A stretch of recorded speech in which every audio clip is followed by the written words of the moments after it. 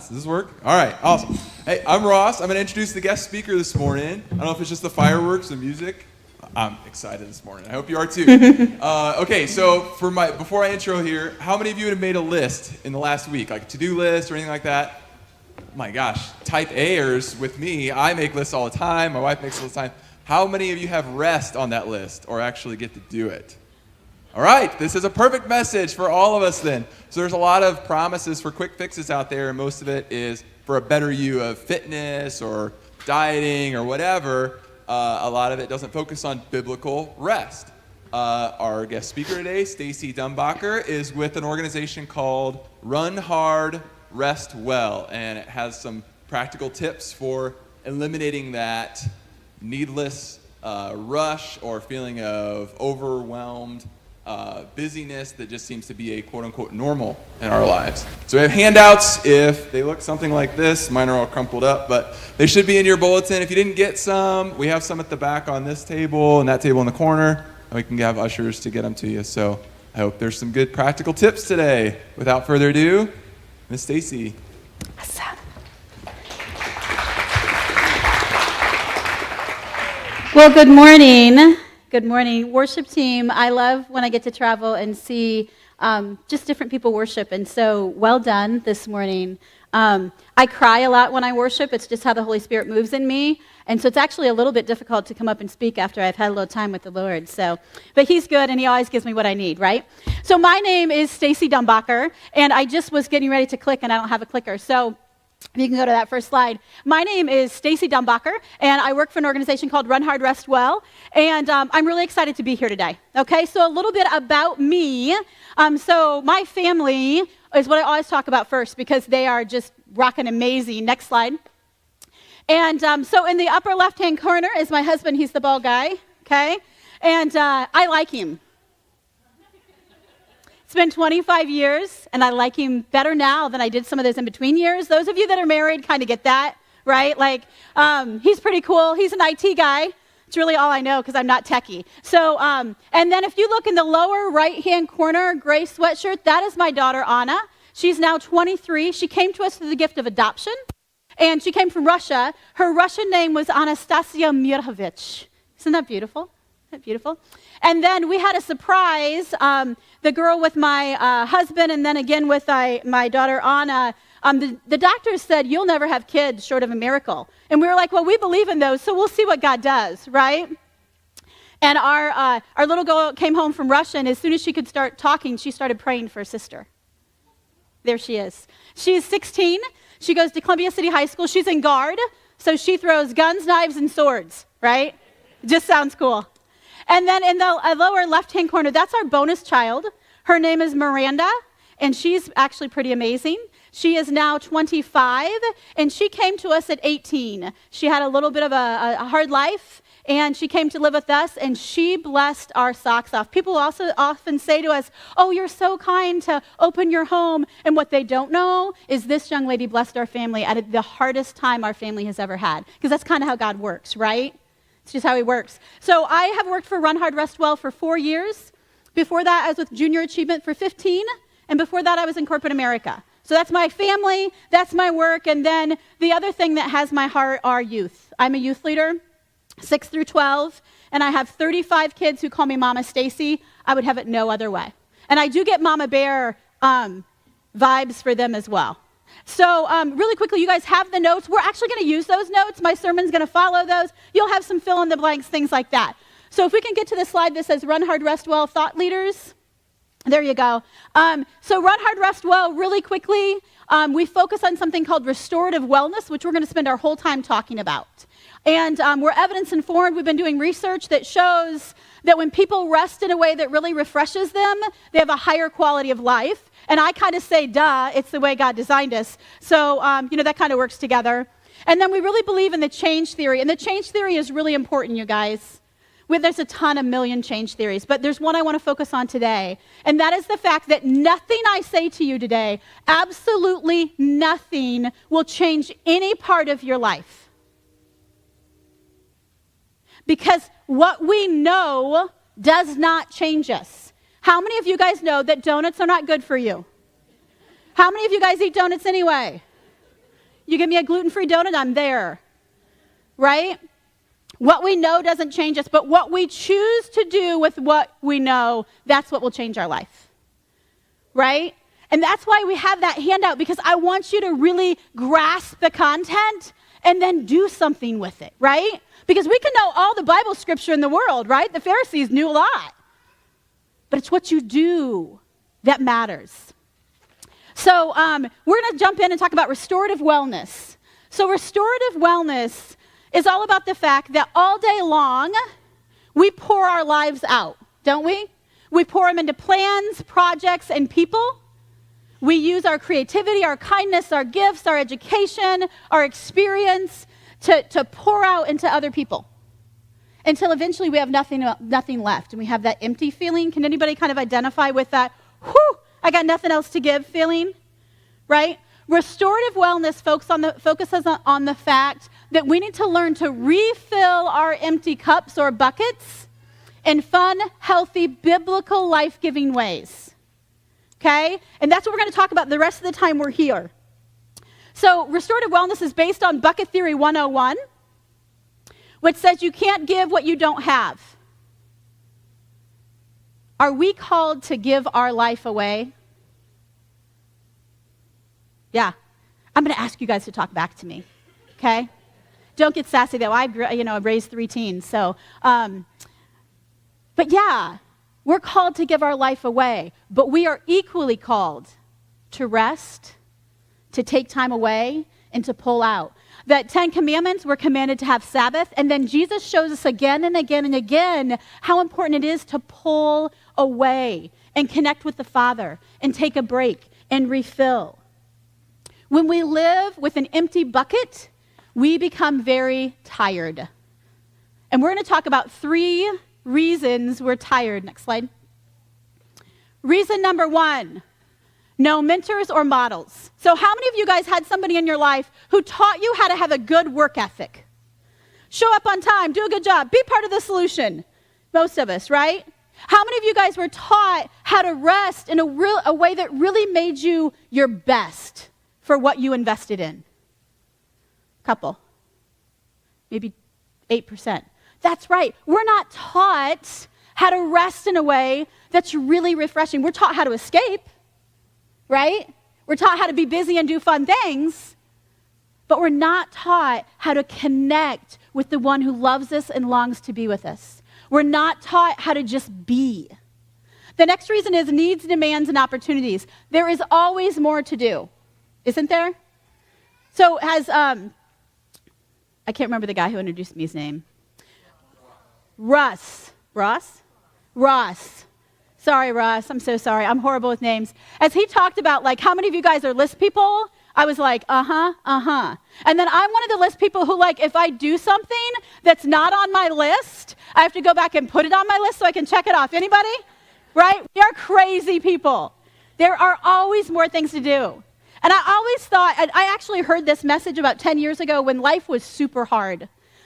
And I was really kind of at the end of myself. And I heard this message about rest, and I thought, oh my gosh, I am going to do this. As soon as I have time, I'm going to start resting. And I put the little handout you guys have on the away, and I didn't look at it again for a year. And I was in a worse place. Our oldest from Russia had a lot of emotional struggles. And she was in the hospital a lot. And I thought to myself, either my life changes or I'm going to end up in the hospital with her. And I heard this message again. And I said, okay, God, I've been trying to do it my way. I surrender. I'll do it yours. And little by little, he began to restore me. And I have to be honest, the situation in our life with our daughter, it didn't change. But I changed. I began to be a person of peace. A person, when life was going like this, I could be like this, right? The last one of why we're so tired is our faulty understanding of rest. So often, especially in American culture, we think escaping is resting. First question for the audience, what are some forms of escape? Shout them out. Vacation, what else? Facebook. TV. Anything else? Reading, eating, exercise, baseball. Are any of those things bad in and of itself? Not really. But when we're running to them to be refreshed and refilled, they're going to fall painfully short if that's all we're running to. So this kind of American perspective of what rest looks like, it leads to some really bad stuff. So next slide. Our current view of rest is foolish. I'm going to start a sentence. You finish it for me. You snooze? It's foolish. It's earned. I will rest when the work is. What is the problem with that theory? It's never done, you guys. Never. Especially if you're a type A like me and you actually I love to work. Right? It's shameful, and this is one that really got me, guys. I was in tears when we talked about this one. I'm a type A capable woman. I should be able to do everything. And if I can't, there's something wrong with me. Right? It's shameful for some people. And we often think escaping is the same as rest, and we talked about that. So we kind of looked at what doesn't work, right? Our current view of rest just doesn't work long term. So let's redefine rest, okay?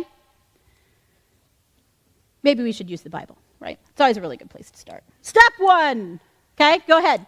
6 days do your work, but on the 7th day do not work, so that your ox and your donkey may rest, and so that your slave born in your household and the foreigners living among you may be refreshed.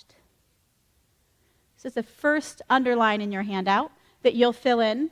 To rest well is to do what refreshes you. Obviously, at the top of that list is spending time with the one who knows you and loves you, but we'll talk a little bit more about that later. Our founder, Brenda Jank, who started Run Hard, Rest Well, this is her definition of rest. Rest is not a reward. You cannot earn it. You do not deserve it. It will never be convenient. Rest is a rhythm and a responsibility for those committed to giving their best to others. It's a responsibility so we can be our best. So when I first started studying rest, there's a story that really hit me. It was kind of a springboard for me on my journey. So if you turn with me to Mark 6:30. Mark 6:30. The apostles gathered around Jesus and reported to them all they had done and taught. He said to them, "Come away by yourselves to a remote place and rest for a while." For many people were coming and going, and they did not even have time to eat. So they went away in a boat by themselves to a remote place. But many saw them leaving and recognized them, and they ran on foot from the other towns and arrived ahead of them. When he went ashore, he saw a large crowd, and he had compassion on them because they were like sheep without a shepherd. And I really looked at that verse for the first time with a little bit of a new perspective. Number 1, Jesus told his disciples to walk away from a large crowd of people that had needs. Do you guys realize that? Jesus knew that the people that were around them still had needs, and he told them to walk away. I think that's really important for us, because so often we think we have to take care of everybody else. And yes, there are people we need to take care of, but within the boundaries that God has set for us, because we're not God, right? The second thing that really hit me out of there is they got in the boat to a solitary place, but did they actually go to a solitary place on the other side? Was it solitary when they got there? No, because people were there, right? But in that boat, they had a break. This is on the Sea of Galilee. Sea of Galilee is about 7 miles across. I attempted to do some kind of calculation with how quickly a human can oar, and I'm guesstimating between 1.5 and 2 hours they had. God knew, right? I mean, Jesus knew that there were going to be people on the other side, right? But he also knew that 1.5 to 2 hours of space where they could just be would restore them. And then the last thing is that Jesus gets on the other side and he has compassion on them. And one of the things I've realized, especially as a mom, is that when my bucket is empty, there ain't no compassion in there. But what I found is even if I can take 15 minutes away and just breathe and connect with the God who loves me, I can come back and have compassion because he gives it to me, right? Because he fills me up. And that is really the passage that started my journey on rest. Now, some of you guys may be sitting here and going, well, I am not a type A personality. My husband is not a type A personality. Actually, during our premarital counseling, our pastor had us take the DISC test. Does anybody remember the DISC test? I'm really old, so. Okay, so it's basically a personality test, okay? And my pastor, we take the test, he looks at the test, and he looks at my husband. And he looks at the test, and he looks at me. He says nothing. He looks at the test, and he looks at us, and he says, never in all of my years of counseling have I ever seen two people so different. You will have to work very hard. He was right. My husband is not a type A personality. He can relax. Now, I want to tell you, this is not a slam. He takes care of our house. He goes to work every day. He provides well. He's a good man. But he is also someone that does not feel motivated by a to-do list. But what he has had to learn, as I've kind of walked on this rest journey, he's realized he's escaping and wasting a whole bunch of time. And so he kind of had to figure out, like, wait a minute, I'm escaping, but I don't feel refreshed. And so he's been trying to figure out what really refreshes me, right? And so we all have different journeys. We all have different personalities.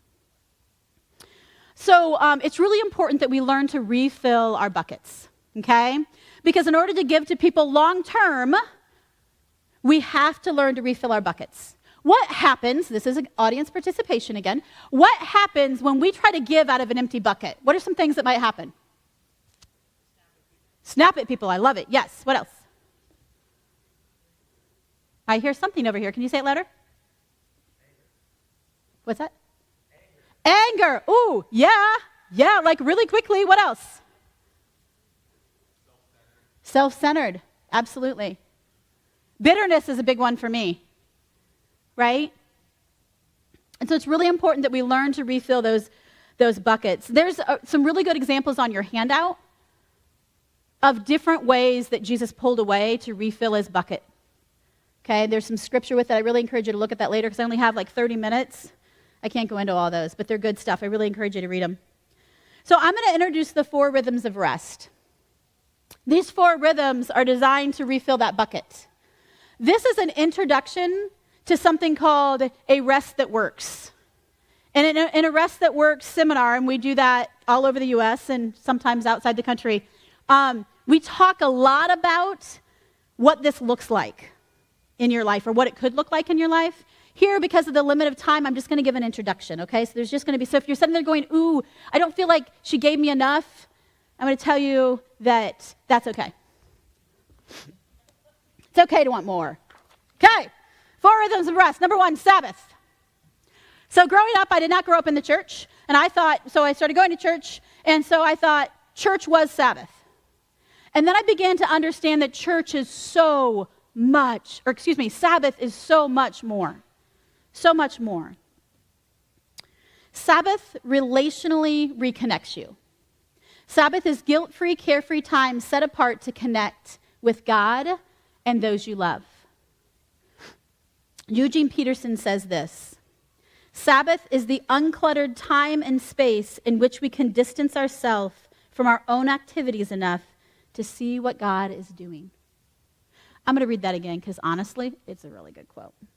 Sabbath is the uncluttered time and space in which we can distance ourselves from our own activities enough to see what God is doing. Isn't that amazing? Because guys, I get so busy going from one thing to another, I forget to stop and see what God is doing. And he is doing stuff all the time because God wastes nothing, right? Sabbath is a time to reconnect with that family. The 24/7 busy lifestyle is not conducive for relationships. Do you know how those who you love the most probably spell love? W-O-R-K? I'm going to say T-I-M-E. Time. Time spent with you. Right? So these are my 2 top tips for Sabbath. Actually, there's only 1 tip for Sabbath because it has 3 parts. And this is a lot of writing, so it's in your handout, okay? Plan ahead for Sabbath. Plan ahead. Number 1 is functionally plan. If you're the person responsible for the food in your house, how can I make it so I don't have to cook dinner? Okay? And then ask these questions. How will I connect with Jesus in a way that sets my heart on fire? For me, worship sets my heart on fire. Another question to ask is, who can I spend time with that encourages my heart? And lastly, how can I connect with what is going on inside of me without avoiding, stuffing, or escaping? So often we go about our lives at such a pace, we don't even know what's going on inside of us. And that's really important to know what's going on inside of us. If you read through the Psalms, you can see again and again and again the people writing the Psalms talking about what's going on inside of them. It's important that we know that and then surrender that to the God who loves us and wants to take care of us. The next one is sleep. Next rhythm of rest is sleep. Do you want to be healthier, smarter, more focused, thinner, and have a better memory? Go to sleep. I actually started researching sleep about 4 years ago, and it is phenomenal, baffling what happens when we sleep. But I talk like 10 minutes just about what happens when we sleep, because it's just so cool. But research shows us that we need 7 to 9 minutes of restorative sleep each night, and that helps us be our best. What did I say?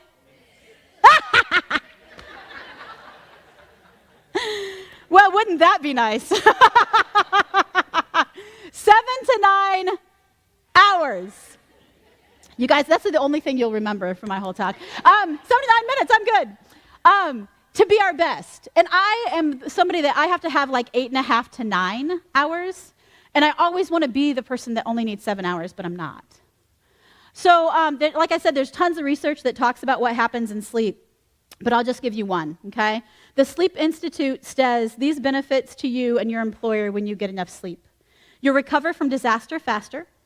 You'll help prevent burnout. Do you know that the number 1 indicator of workplace burnout is individuals who sleep 6 hours or less? It's the number 1 indicator. You'll make better decisions. Your memory will improve. And the reason your memory improves is you have 5 stages of sleep. And during one of those 5 stages of sleep, your short-term memory actually switches over to your long-term memory. So if you're not sleeping very much, you have memory problems, that's why. You'll make fewer mistakes. Sleep is so important for us. Here's my top 2 tips for sleep. And I have to be honest, these are tried and true, okay? Number 1, have a bedtime. Number 2, have a routine before bed. So I do coaching mostly with pastors. And I had a pastor, he's probably 63 years old, his name is Richard, and he was burnt out. Like he was like, I am tired. I don't sleep well, and I run 190 miles an hour. And I said, Richard, we've got to first get you sleeping.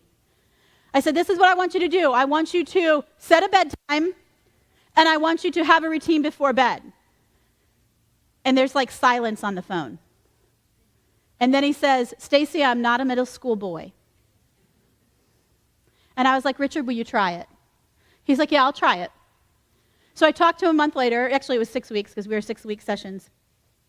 And I said, Richard, how you doing? He's like, I'm doing really good. And I said, wow, you sound good. He's like, Stacey, I'm sleeping for the first time in years. So then I talked to him a couple months later, and we talked about sleep again. And he's like, yeah, like I started exercising because I feel so good, and I'm starting to lose weight. I was like, really? That's amazing. I saw him on May 17th, and he has lost 125 pounds. And it all started with getting the sleep that he needed. And so what happens is when you have a bedtime and you do the same couple things before bed, it actually prepares your body to let down. Okay? So that's really important. I don't know what that was, but I hope I'm not missing something. Stillness. Stillness is a daily infusion of peace. It's just a small amount of time where we can pause, where we connect. Stillness spiritually replenishes us. Planned or unplanned, stillness is an intentional pause that nurtures joy, gratitude, and a sense of purpose. Part of my stillness is a morning devotion. If you're not a morning devotion person, please do not receive any condemnation here. Maybe you're a nighttime devotion person or a lunchtime, right? But that's part of the stillness. But another part of the stillness is just learning to be. And that's really hard for us Americans. Stillness is a time to reflect. Psalm 119 says, I have considered my ways and have turned my eyes to your statutes. I will hasten and not delay to obey your commands. I have considered my ways, right? He's stopping and he's thinking about what is going on in his life. And then he says, I will turn and obey your commands. Again, so often we're going so fast that we don't even pause to make sure we're going where God wants us to go. So stillness is also a great time to do Thanksgiving, to just pause. I talk to my students about how Thanksgiving is a superpower. Thankfulness is a superpower, right? So when life gets really, really bad and I pause and I begin to list all the things I'm thankful for, I go back to the hard and it doesn't seem as bad, right? So I work with a bunch of teenagers, I talked about that, and I take them twice a year on mission trips. And 2 years ago, year and a half ago, I said to them, okay guys, we're going away for 5 days. Here's the agenda. Notice that there's moments of stillness where we're going to all go off on our own. We're not going to talk to each other, and we're just going to be. And I almost had a mutiny. They were like, why would we do that? That's dumb. I don't know how to do that. You want me to do nothing for 15 minutes? Like, they were not happy. And so we did this for 5 days. And at the end of our trip, we always have like the recap, right? The recap of how did the trip go? What do you want to add? What do you want to take away? And the first thing multiple kids said, they raised their hand, I want more stillness.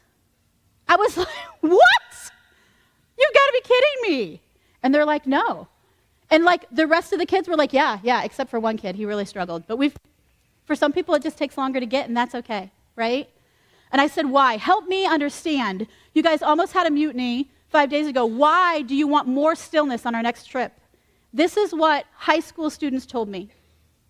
In that time of stillness, it helped me align my priorities. Reminded me what was really important. In that time of stillness, I was able to deal with the person on the trip that was annoying me, so I could go back from that stillness with a pure heart towards that person.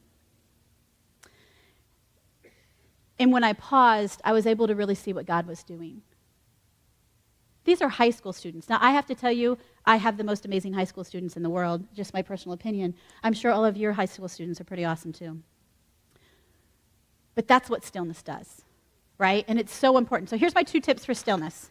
Number 1, practice deep gratitude. What I usually do is I will set a timer for 1 minute, 3 minutes, and I will just set, and I'll either write down all the things I'm thankful for, or I will just think through it.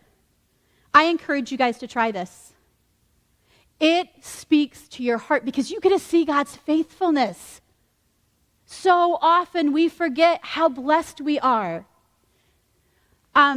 Somebody backed into my van and they completely totaled it by backing into it, which makes no sense. I love my van. I'm a youth leader, so I have to have a van, right? And so we're looking for a used car right now. And I was really frustrated yesterday. And on the way here, I'm kind of going over my talk. And the Lord convicted me. He said, Stacey, your vehicle doesn't really matter, does it? And I was like, oh my gosh, Lord, I'm so sorry. It doesn't. I live in a country where I've already had 3 people tell me, hey, we have an extra vehicle, you can borrow it for a short time. I sleep in a house that has air conditioning and heat. I go to bed in a comfortable bed. I don't worry about safety when I'm in my home. Guys, we have things to be thankful for. And so often we just focus on what we don't have, like a van. Deep breathing. So God designed our bodies that deep breathing actually helps us relax. How many of you guys use deep breathing? Okay, that's good. We're gonna practice it, okay? So everybody sit up in your seat, okay? And you're gonna do a deep breath in through your mouth or nose, I don't care. I'm gonna count to 4, and you're gonna do a deep, slow breath out through your nose or an O in your mouth. There's research that supports both, okay? So we're gonna do it 3 times. So deep breath in. Hold it. 1, 2, 3, 4. Deep breath out. Slow all the way. Deep breath in. Hold it. 1, 2, 3, 4. Deep breath out.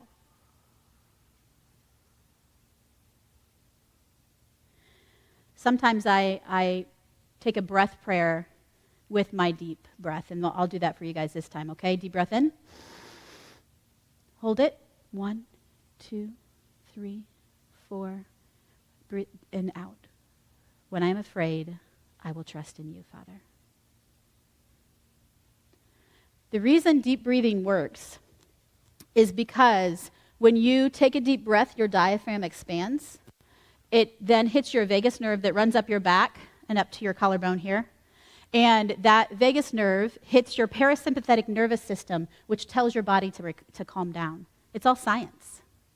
It's all science, and it works so well. And I often add, especially when I'm stressed, a breath prayer. I heard a breath prayer a couple weeks ago somebody was sharing with me that says, I can't, you can. No, I can't, Jesus can, I think I'll let him. Isn't that a good one? I can't, Jesus can, I think I'll let him. Because we have to let go, right? In order for us to allow him to work. Okay, the last rhythm of rest is solitude. Solitude is stepping away. We often say stepping away from the fray. To fray means to strain, okay, or to show wear. Solitude is being by yourself. It is time off the beaten path, free of demands and distractions. In Luke 5, it says, but Jesus himself would often slip away to the wilderness and pray.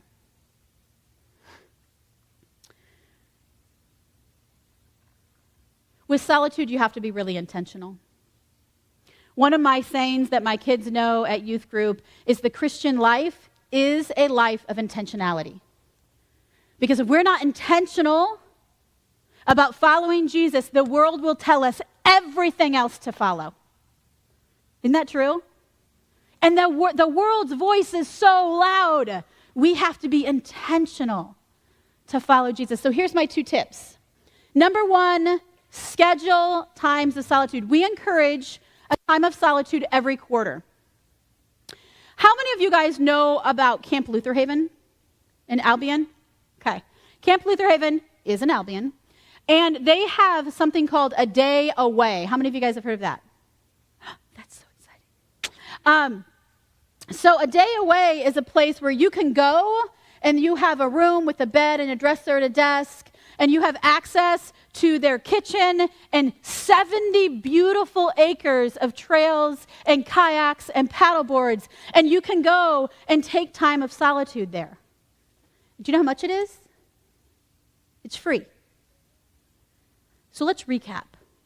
It's 20 minutes away, it's amazing, and it's free. And you can go up there for just a day, or you can go up there for 3 or 4 days. But it's a resource you guys have. So schedule it. And the reality is anything that we find important, we schedule, right? Right? So schedule rest. And then journal. And that's just a great way to get out what's going on in here. So with solitude, one of the things that blew me away as I began to work on these 4 rhythms of rest is solitude. I've been a Christian since I was 9. And I knew up here that God loved me. I've been told it my whole life, right? But it was during a time of solitude where I got away from everything and just spent time with the Lord, went for walks, relaxed, that God showed me he loved me. And I mean like in the core of who I am. I know that the God of the universe loves me. Not because of my accomplishments, Not because of what I do. Despite my failures and my crappy sin, God loves me unconditionally because of who Jesus is and what he did. And so often we don't get ourselves in a place where we can even hear God. And solitude is a beautiful way to do that. Really quickly, the first step in kind of looking at kind of where to find rest in your life is to identify what refreshes you. And we often say, what people, places, and pastimes refresh you? What people remind you who you are? What places do you feel safe and peace? And what pastimes do you enjoy? And that's a great place to start. It's a great place to start to identify some of those things. Because when they first said, what refreshes you in this seminar I went to, I was like, I have no clue. And so I had to begin to kind of understand that. Because we all have people who breathe life in. Okay, so let's start with this. We all have people that suck us dry, right? But we also all have people that breathe life into us. And if you don't, begin to pray, God, would you bring someone into my life that can remind me who I am in you? So important that we speak to one another and encourage one another. And so on your sheet, I'm not going to have you do it now, but I want you to put a star beside where it talks about people, places, and pastimes. And I want to encourage you before the sun sets tonight that you pause and you write at least 2 people, 2 places, and 2 pastimes that really refresh you. Okay?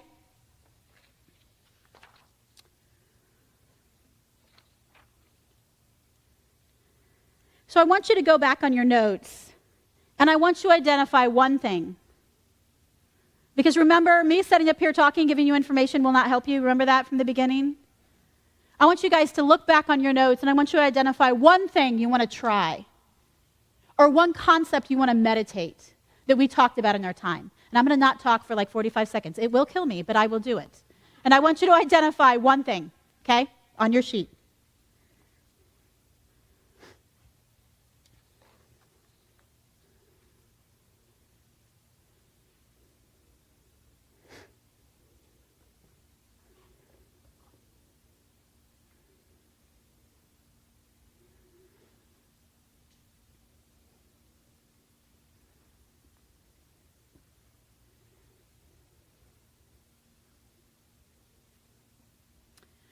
If you guys are sitting here and you're like, I'd like to know more information about this topic, go to our website, runhardrestwell.org.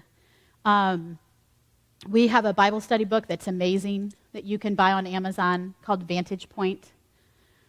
I'm going to wrap up here, so I'm going to ask the worship team to come up while I wrap up. I'm going to actually end with a study. So there was a study of individuals that were all struggling with clinical depression, okay? All struggling with clinical depression. They were all diagnosed, they all were seeking a counselor, and they all were taking medication for their clinical depression. And they brought them together, and they cut them in half. And they said, we want you to continue to take your medication and see your counselor. Just continue on with what you're doing. This team, they were like, okay, we want you to continue what you're doing, see a counselor, take your medication, but we want you to go outside 5 minutes a day. 5 minutes for 8 weeks. At the end of 8 weeks, they brought them back together, and they had taken their mental health markers before the 8 weeks, and they took their mental health markers again. The group that continued to see their counselor and take their medication, virtually no change. This group that went outside 5 minutes a day, anytime, any place, every single one of their medical markers increased. They were feeling better. And there was actually a subset of those who completely came out of clinical depression. And they all had one thing in common. They all took their time by a body of water. And the reason I tell you this story is because I want to highlight the fact that making small changes in our life is what leads to bigger change. Small, intentional steps is what leads to bigger change. We say at Run Hard, Rest Well, small steps in the right direction. And that right direction is connecting more with the Lord, right? that right direction is putting yourself in a place where we can hear him. He's so good. He loves each one of you with the love I talked about. He wants you to know that. He wants you to experience that. And so I'm going to pray for you guys now. And I want to thank you for your time and for yelling out at me, because I know that's not common for you. Okay? Father God, I thank you for your gift of rest. I thank you that you want to meet us in the deepest places we have. You want to cover our wounds, and you want to rise us up, Lord. I thank you so much for this body of believers. I thank you that they are brothers and sisters in Christ, and I thank you for your faithfulness, Father.